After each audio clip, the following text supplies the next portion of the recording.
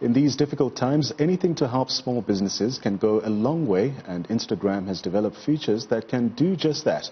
In a period where many small businesses cannot operate, this new feature allows Instagram followers to give a shout out to their favorite local brands, and the feature allows followers to also share the company through the use of support small packages stickers, which is found on their Instagram story.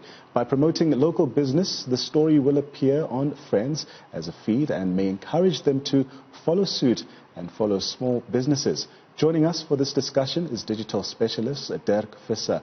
Dirk, welcome to the program. Good morning. How are you guys? I'm good, thanks. Now, Dirk, in these difficult times, anything that can help a small business is appreciated. So how is Instagram being used to offer new relief features for small businesses? Well, it's amazing because small businesses do need as much help as they can get. And I think what we've seen in the lockdown is a lot of people moving towards e-commerce and buying things online, ordering online. And, we've got a huge market just sitting, waiting on Insta in order to order from their nearest stores. So it's wonderful that Instagram is providing the service in order to, one, support small businesses, but also make it easier for the user to still be in contact and use the platform and, carry on within lockdown with a sense of normalcy. So take us through the practical steps of one takes part, or rather makes use of this feature. Well, it's as simple as if you want to support a small business, if you go into your Instagram stories, you can create a story and add a sticker to your story, which is your small business sticker. And within that small business sticker, you can mention the name of the business that you want to support. But now businesses have to be ready for this. So my advice to businesses is create on your Instagram account, make your Instagram account a business profile. Once you've created it as a business profile, it makes it easier for the user to find you and create a small business sticker in order to support you. And is this unprecedented, or are there similar features on, let's say, Uber Eats? Well, this is all linked to, delivery services. So Uber Eats, Mr. Delivery, all of those sort of platforms. So once a brand has a business profile, they can sort of add a section on it that will give them the ability to link their store to an Uber Eats program or to the delivery service. So it is unique for now because it's a necessity. They say the mother of invention is necessity. So this is brand new coming into the market, and Facebook is actually following suit now, opening up what is called shops. So brands will be able to have a storefront on Facebook where users will be able to also purchase products using e-commerce methods.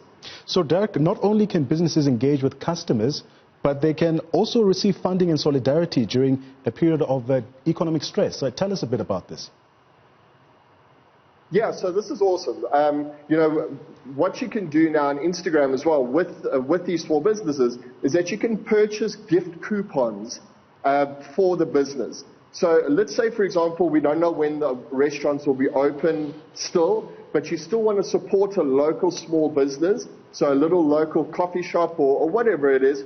You can buy a gift coupon that translates into rands in your pocket, but it also provides that restaurant with some sort of funding to keep the doors open and keep the deliveries going. So, you might not be able to use it now, or you might be able to use it for online purchasing, but you're still showing that business that they mean a lot to you and you want to support them. So without the regular foot traffic in stores, some business owners are turning to e-commerce. Tell us more about what kind of technology is being used in response to the regulations that come with COVID-19. Well, a lot of, if we're speaking restaurants, the delivery services will offer, they've got their own sort of e-commerce platform that you're able to pay with your credit card and the store gets paid and all of those sort of things. But what a lot of businesses are now doing is that they're implementing QR codes and systems like Zapper and Snapchat and PayFast in order for people to be able to still pay for their deliveries or orders or whatever it is. And it's really quite simple. You know, Zapper and SnapScan give you a QR code that's linked to your business. So what businesses simply have to do is generate that or register on Zapper, SnapScan, or whatever paying method they choose, develop that QR code and share that with their community. And say, guys, if you want to still do business with us, here's how we're making it easier for you. Scan this code, you can make a payment, and you'll have your goods or services, you know, delivered to you. What do you think e-commerce has taught us as we adjust to these new norms? I don't think e-commerce has taught us anything. Yeah. I think lockdown and COVID-19 has taught us the necessity for backwards and forwards. So what I think has happened with e-commerce is that we've now applied what has been missing in the structure of this fourth industrial revolution, and that's ease of use. We don't have to go into a physical store anymore and swipe our cards. With e-commerce now, we've made it so easy for users to still get the products they love, to still purchase the food that they want to purchase, but in a much easier way. And I think what it's done for e-commerce and business is that it's going to streamline the process to say, guys, if it's this easy, I can do it from my home. Let's just keep that business going and make it as, you know, simple as possible for the user. So I think we're moving into a point now of simplicity rather than physical having to get out and perform an action. So with the innovation, it surely produces its own opportunities. Are there any exciting ideas that are coming out of this country, out of South Africa? You know, South Africans, I love South Africans because we're always doing something and we're always looking for something. Yeah. You know, we've got kids in Soweto that are building bicycles for delivery guys in order to deliver the food. You know, so now we've got an online platform that is now speaking to on-the-ground methods by kids that are building bikes for people to have jobs, and again closing that circle, you know. So South Africans are very entrepreneurial, and we're seeing this in lockdown. We're seeing a lot of people going online now. If you're looking just at people that are making masks, people that are making face shields, you know, they've come to the party going, guys, we want to help, but we also want to make money. And people are responding. They're going, cool, we'll buy from you because we know you, you know, whether it's a streetwear brand in small streets or it's somebody that's in their house in the suburbs, we've all got this equal opportunity to create wealth during a time of recession and fear. And so just expanding on that, is e-commerce changing the way that we do business? 100%. 100%. And it's forcing old school businesses to now come into the fourth revolution, the fourth industrial revolution, you know, where we have to now streamline our processes for invoicing and quoting and providing a service quicker than a 7-day delay. You know, and unfortunately the businesses that don't pick up on this are going to be left behind. Because this is our new normal now. This is the economy of scale, if you want to call it that, where we're making our shopping centers have turned into our mobile devices. And are you getting a sense that there's interest in actually buying into some of these new ideas, or big companies actually offering people the opportunity to make money? Yeah, definitely. You know, there's a lot of businesses that are out there that are going, okay, well, brick and mortar doesn't work, so how do we make it work for, one, our people, and one, for maybe our franchisees?